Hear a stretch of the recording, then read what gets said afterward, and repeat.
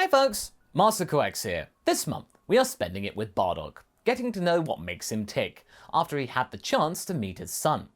As we have shown you, now that we are approaching the midway point of this particular tale, it isn't the most clear-cut of said tales.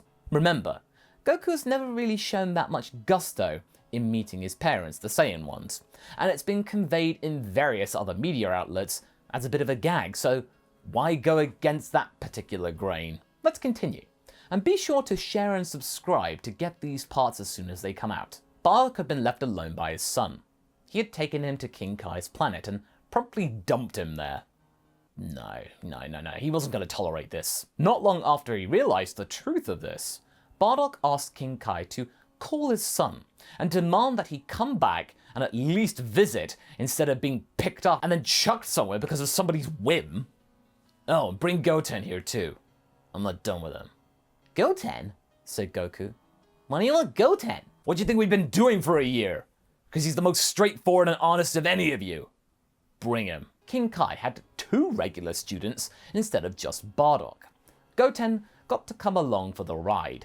King Kai wasn't all that thrilled in having a little Goku wandering around. I mean, after all, the reason why Bardock was here is to make Goku spend less time with the King Kai, but luckily, Goten was far more respectful and polite than his dad, not to mention tactful. Thank the Grand Kai for that. Goten was curious as to why Bardock wanted him to spend time training with him on a different world, the elder simply stating that by doing this, they would be even. I don't like being in anyone's debt. What you did for me, that was decent, but this doesn't mean that I'm beholden to you forever. Remember that. Goten accepted this, pleased to know that he had at least gotten through to Bardock in some capacity, and given him some sense of direction after his return to the mortal realm. Sure enough, King Kai taught Bardock the art of Kaioken, and both of them the Spirit Bomb. He didn't reckon it was worth training Goten the Kaioken, since he already had a pretty good understanding of Super Saiyan, but the transformation itself led to some rather useful modifications of the Kaioken technique since it was around and King Kai could study it, which meant that Bardock would be the one to benefit from it. He could use this adapted Kaioken to at least times 50 with less strain on the body than it would have done before Super Saiyan's discovery.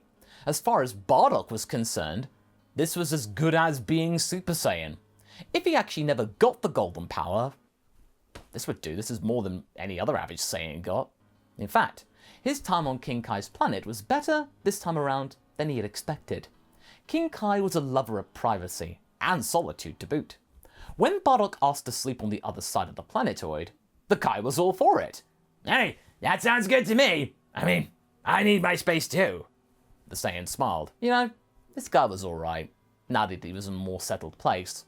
Maybe he could ask him for a favor, perhaps, after he had completed his training. Sure enough, after he'd gotten the basics down, Bardock popped the question that he had wanted to ask. Permission to look for Gine.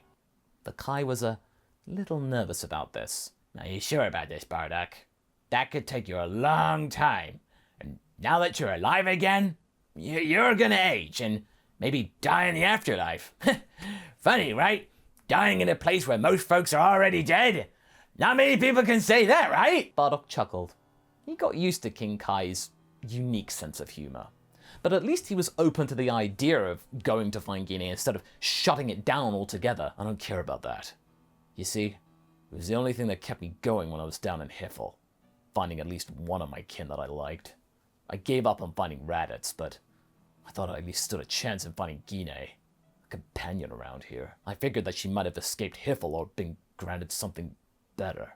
The Kai's antenna twitched. Yeah, she did. She did? How do you know? The Kai coughed. I took the liberty of doing a little digging, Bardock. I knew you'd ask me this again. You've proven to me that you're on the level also. You're not the Saiyan you were when you first died.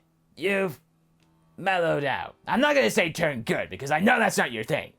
And besides, I got you into all of this, so this is the least I could do. The truth is, she is indeed not in HFIL. But she's not in the good place either. Her soul wasn't processed properly. Bardock leant in, keen to learn more. Her spirit wasn't cleansed since King Yama wasn't sure what to do. He couldn't bring himself to place a Saiyan, no matter how placid she was in heaven. So she fell through the cracks, intentionally, into limbo. Swept under the rug, you see. It's a very big place, and devoid of most of the comforts of heaven, but she was spared a fate that most Saiyans were given, including you. Bardock breathed a huge sigh of relief. Good. I thought so. She wasn't cut out to be a typical Saiyan warrior. She couldn't bring herself to kill anyone when she was under my watch. Could be why I took a liking to her. She was different. King Kai was intrigued. Really? You preferred a Saiyan who was not into killing people? Well, that's a new one. The Saiyan scowled at him. Hey! What I did was a job, and I did it well. Ask the prince a few years back. He'd have probably done it for sport. At least I did it for a duty. Ah, you got a point there.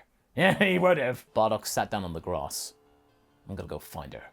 He was expecting the Kai to say, "Oh no, don't go!" But no, King Kai didn't say that. I can't really stop you, kiddo. I don't really understand love and romance. I mean, I don't really need it, now being what I am, but what I do understand is that she means a lot to you, in your own way. The Saiyan shrugged. She's the best of a bad bunch. Sure. King Kai winked and gave his blessing for Bardock to go find his gal. Goten, who had been sleeping off a very hard training session, was left behind. Bardock didn't want to bring him along for the ride. This wasn't his business anyway, and if anything bad happened to him, if anything bad happened to Goten, oh dear. Granted, he'd been starting to feel a little less resistant toward the little guy, but this didn't make him his traveling companion, oh no. When the kid woke up, King Kai told him that Bardock had taken off to go find his dame. Dame? You mean Grandma Gine? King Kai nodded. Don't tell your folks about it, though. I get the feeling this is something that he's needed to do for some time. Goten, who would have been sad about this when he first met his grandfather, accepted this and asked when they could possibly continue their training. As Bardock began his quest to find some way of getting to Gine, he had to consult many maps of the area that encompassed the other world. This map, by the way, from the Daizenshuu books, the mortal realm is the lower half and the bottom tip is where all the demons live. There's not much to really consider in terms of land where a former mortal being could live on, but the first port of call would be to check out the city of Hades, which is where King Yema's office is, and where new souls are processed, the otherworld check-in station. Since Gine hadn't been processed properly, it would make sense to pump someone there for information. In the time he had spent dead, Bardock had gotten to know a couple of the worker devils and the ogres. Normally they wouldn't tell him anything since he was cast a HFIL, but now that he was alive and had been cleansed again and had the crest of the North Kai crudely stuck onto his armor as a sign of goodwill, he might actually be able to get somewhere this time.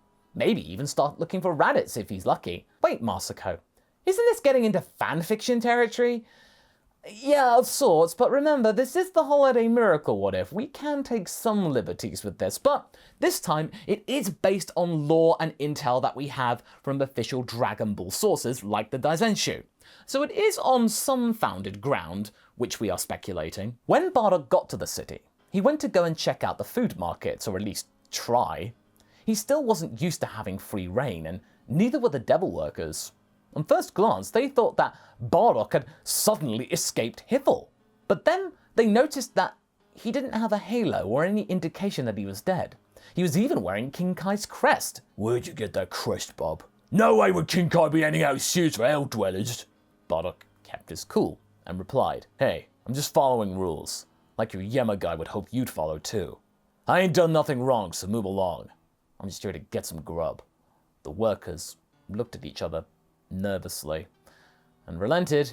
They did not want to get on Yema's bad side. Why the food markets, Masako? Well, Bardock knew that Gine was a whiz at cooking, and it should be the first place to write off his investigations. Saiyans, food, eating. He felt a newfound confidence. He was getting to places that he couldn't get to before. This was so much easier, all by just sticking to the rules and not being a ruthless mercenary. When he got there to the food markets, he started to ask around and people told him to go talk to the butcher. Bardock was curious as to how you could have butchers in the other world since, animals weren't around, there aren't exactly pastures. But then he guessed that animals die too, and so dark, he thought. The butcher, recognizing a Saiyan, was a curious and gregarious fellow. Most butchers tend to be, at least here in the UK. Oh, another Saiyan! Are you folks turning over a new leaf or something? Didn't think I'd find more that got out of here full. Bardock inquired as to the other Saiyans that he had done business with. Oh yeah, a little lass. She didn't give her name, but she came here with the West Kai with weekly orders, and she got lucky scoring a gig with a Kai. Woo! Wonder what she did to get that. Bardock rushed forward and clutched him by the neck. Stop it! That's my mate you're talking about! Hey, whoa, calm down. I wasn't suggesting anything. It's just not every day you get your kind being all nice and cooperative.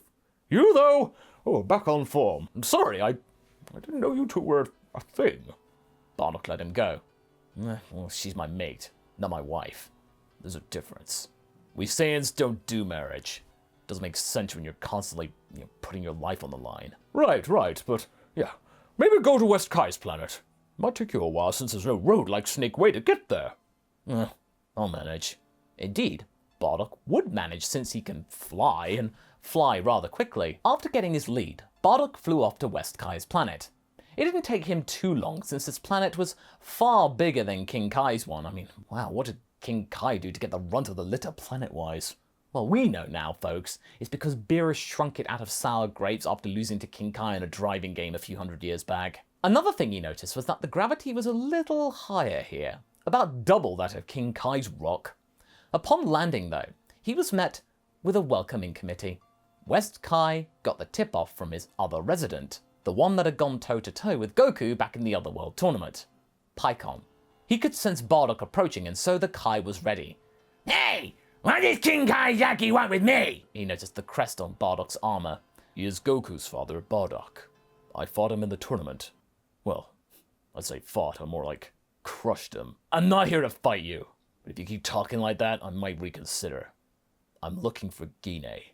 West Kai got a little nervous about this. What do you want with my cook? I found her fair and square. You can't make me get rid of her. What do you suggest we do, Your Grace?